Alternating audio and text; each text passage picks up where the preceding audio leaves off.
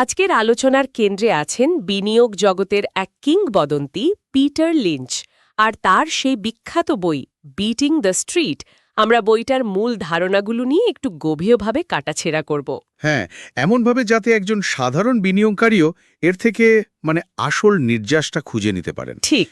Peter লিঞ্চকে যারা হয়তো খুব ভালো করে চেনেন না, তাদের জন্য যদি সংক্ষেপে বলি, তিনি ছিলেন ফিডেলিটির ম্যাজেলান ফান্ডের ম্যানেজার। সেই বিখ্যাত ম্যাজেলান ফান্ড। হ্যাঁ, আর ভাবুন, মাত্র ১৩ বছরে তিনি ফান্ডের সম্পদ ১৮ মিলিয়ন থেকে বাড়িয়ে একেবারে $14 বিলিয়ন নিয়ে গিয়েছিলেন। অবিশ্বাস্য। তার গড় বার্ষিক রিটার্ন ছিল প্রায় ২৯.২%।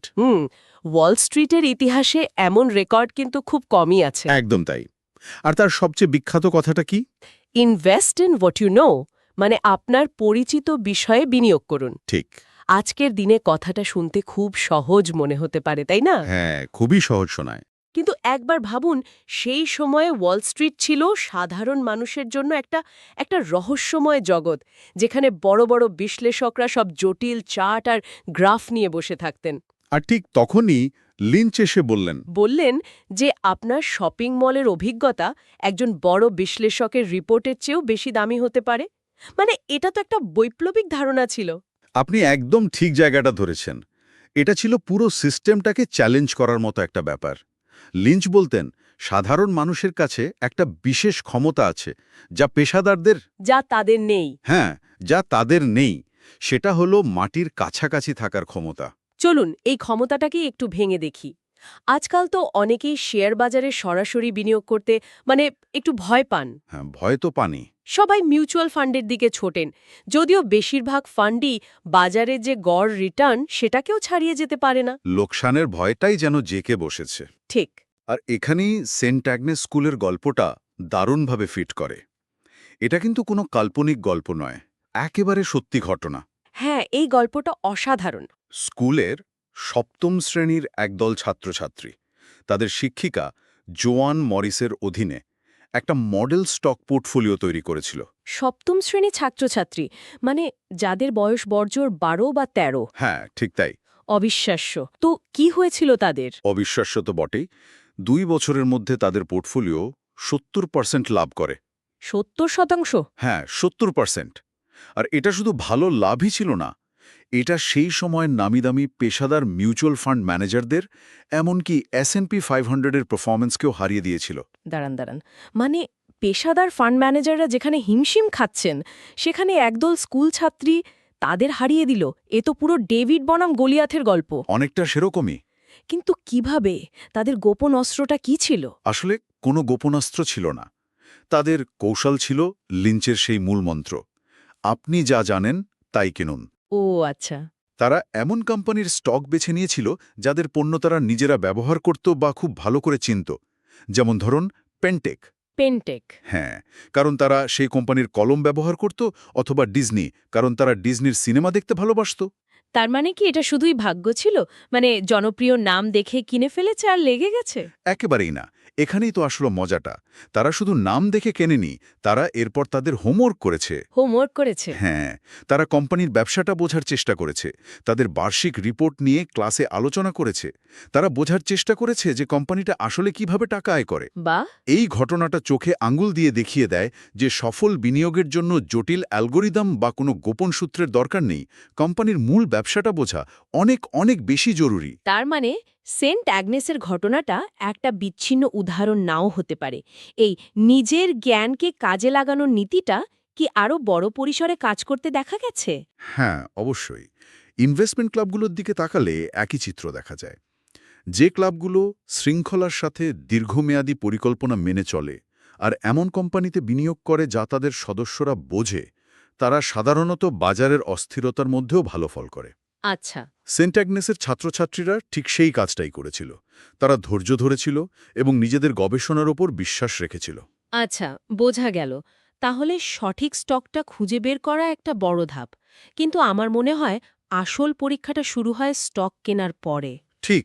বিশেষ করে যখন বাজার পড়তে শুরু করে। এখানেই তো বেশিরভাগ মানুষ ঘাবড়ে যায়। আপনি একেবারে মূল সমস্যাটার কথা বলেছেন। লিঞ্চ এই ধরনের বিনিয়োগকারীদের একটা মজার নাম দিয়েছেন, উইকেন্ড ওয়ারিয়র। Weekend warrior?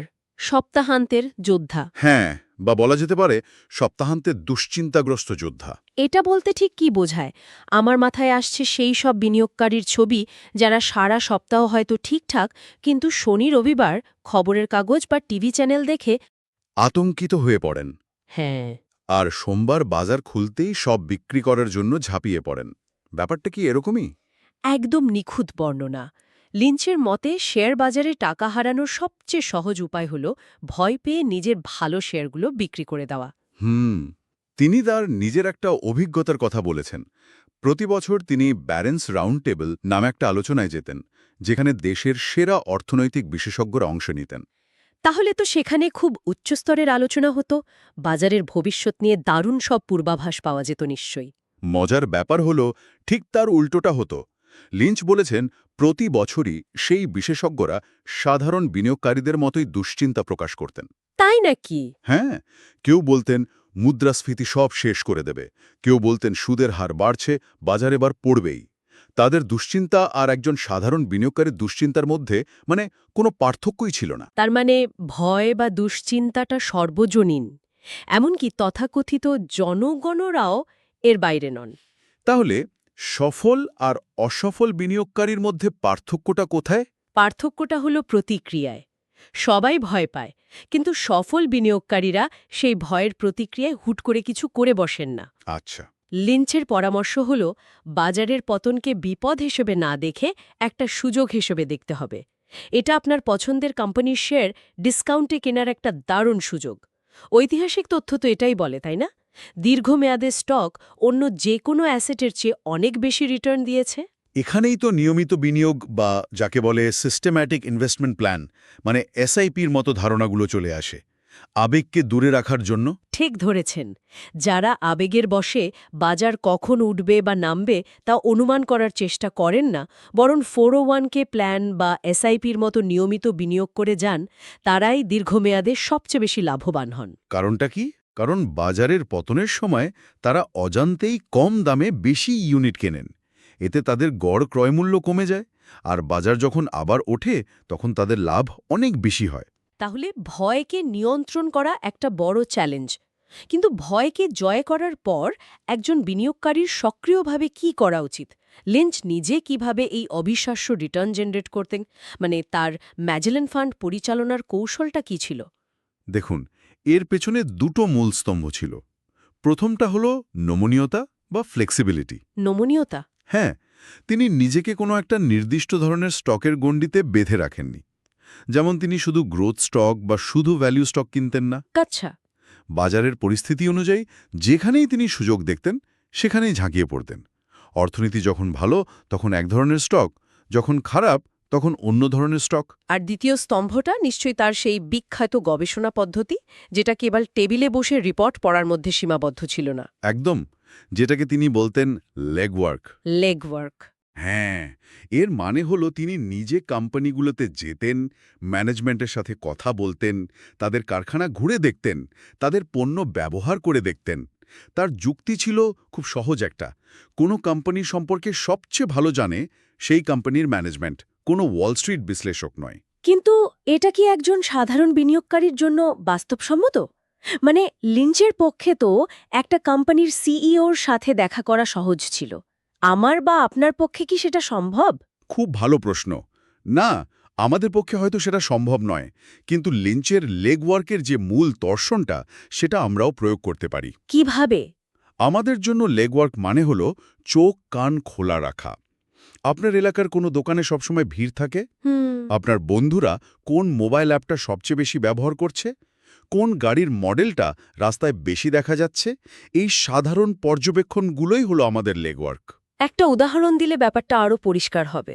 অবশ্যই, ক্রাইসলার কোম্পানির কথা ভাবুন। একটা সময় ছিল যখন কোম্পানিটা প্রায় দেউলিয়া হওয়ার পথে। হ্যাঁ, আমি জানি। সবাই শেয়ার বিক্রি করে পালাচ্ছিল। কিন্তু লিঞ্চ কি করলেন? তিনি নিজে কোম্পানির ভেতরে গিয়ে গবেষণা করলেন, তাদের ব্যালেন্স শিট দেখলেন এবং বুঝতে পারলেন যে তাদের ঘুরে দাঁড়ানোর একটা ভালো সম্ভাবনা আছে। স্রোতের বিপরীতে গেলেন? ঠিক তাই, তিনি বিপুল পরিমাণে বিনিয়োগ করলেন এবং অবিশ্বাস্য লাভ করলেন। এটাকে তো অনেকটা গভীর সমুদ্রে গুপ্তধন খোঁজার মতো বলা যায়। সবাই যেখানে শুধু ঢেউ দেখে ভয় পাচ্ছে তিনি সেখানে ডুব দিয়ে আসল মুক্তাটা খুঁজে বের করছেন। চমৎকার তুলনা। আর সময়ের সাথে সাথে তার দর্শন আরও পরিণত হয়েছিল। তিনি দ্রুত কেনাবেচার বদলে আরও ধৈর্যশীল হয়ে ওঠেন। বিশেষ করে রিটেল এবং রেস্তোরাঁ চেইনের মতো কোম্পানি তার খুব পছন্দের ছিল, কারণ এগুলোর ব্যবসা বোঝা খুব সহজ। একটা কোম্পানি নতুন 10টা দোকান খুললে তার বিক্রি বাড়বে এটা বোঝার জন্য রকেট সায়েন্টিস্ট হওয়ার দরকার নেই। তাহলে এই পুরো আলোচনা থেকে যদি একজন সাধারণ বিনিয়োগকারীর জন্য কিছু মূল শিক্ষা বের করে আনতে হয় সেগুলো কি হবে? আমার মনে হয় 3টে মূল শিক্ষা আছে। প্রথমত, গবেষণা করুন, কিন্তু সেই বিষয়ে যা আপনি বোঝেন। সেন্ট অ্যাগনেস স্কুলের ছাত্রছাত্রীদের মতো নিজের দৈনন্দিন জীবনের জ্ঞানকে কাজে লাগান। ঠিক। যে কোম্পানির ব্যবসা আপনার মাথায় ঢোকে না সেখানে শুধু স্লুখে বিনিয়োগ করাটা জুয়া খেলার মতো। দ্বিতীয়টা নিশ্চয়ই মানসিক নিয়ন্ত্রণ। হ্যাঁ, উইকেন্ড ওয়ারিয়ার হবেন না। বাজারের উত্থান পতনকে খেলার অংশ হিসেবে মেনে নিন। মনে রাখতে হবে বাজার সবসময়ই ওঠানামা করবে। যারা ধৈর্য ধরে ভালো কোম্পানিতে বিনিয়োগ করে রাখেন তারাই শেষ পর্যন্ত জেতেন। আর নিয়মিত বিনিয়োগ চালিয়ে যাওয়াটা আবেগকে নিয়ন্ত্রণে রাখার সেরা উপায়। একদম। আর তৃতীয়ত, লিঞ্চের নিজের মতো নমনীয়তা ও পরিশ্রম। কোনো একটা নির্দিষ্ট কৌশলে আটকে থাকবেন না। সুযোগ খুঁজুন এবং নিজের লেগ ওয়ার্ক বা হোমওয়ার্কটা ঠিকভাবে করুন। শেয়ার কেনাটা 1 মিনিটের কাজ, কিন্তু কি কিনছেন এবং কেন কিনছেন তা জানাটাই আসল বিনিয়োগ। বইতে স্টক আর বন্ডের মধ্যে ভারসাম্য নিয়েও একটা গুরুত্বপূর্ণ আলোচনা ছিল, তাই না? দীর্ঘমেয়াদে লক্ষ্যের জন্য কোনটা বেশি উপযুক্ত বলে তিনি মনে করতেন? এটা একটা খুব জরুরি প্রশ্ন। লিঞ্চের মতে দীর্ঘমেয়াদের লক্ষ্যের জন্য, যেমন ধরুন অবসরের পরিকল্পনা, বন্ডের চেয়ে স্টকের ওপর অনেক বেশি জোর দেওয়া উচিত। কারণটা কি? কারণটা খুব যৌক্তিক। বন্ড আপনাকে একটা নির্দিষ্ট হারে সুদ দেয়, যা সময়ের সাথে বাড়ে না। কিন্তু একটা ভালো কোম্পানি সময়ের সাথে সাথে তার লাভ বাড়ায় এবং সেই অনুযায়ী তার ডিভিডেন্ডও বাড়াতে পারে। ডিভিডেন্ড মানে কোম্পানি তার লাভের একটা অংশ শেয়ার হোল্ডার্সদের সাথে ভাগ করে নেয়। ঠিক তাই, এটা একটা বাড়তি আয়। আর এই ডিভিডেন্ড সময়ের সাথে বাড়তে পারে, যা মুদ্রাস্ফীতিকে হারাতে সাহায্য করে। আচ্ছা। বন্ডের নির্দিষ্ট আয় কিন্তু মুদ্রাস্ফীতির কারণে দিন দিন তার ক্রয় ক্ষমতা হারায়। তাই দীর্ঘমেয়াদে সম্পদ তৈরির জন্য স্টক অনেক বেশি শক্তিশালী একটা মাধ্যম।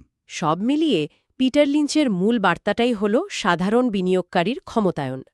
তিনি দেখিয়েছেন যে সঠিক মানসিকতা, পরিশ্রম আর সাধারণ জ্ঞান ব্যবহার করে ওয়াল স্ট্রিটের তথাকথিত বিশেষজ্ঞদের হারানো সম্ভব। তবে শেষে একটা প্রশ্ন কিন্তু থেকেই যায়, জানিয়ে ভাবা উচিত। কি সেটা? লিঞ্চ যখন এই কৌশলগুলো ব্যবহার করতেন তখন তথ্য পাওয়া কঠিন ছিল।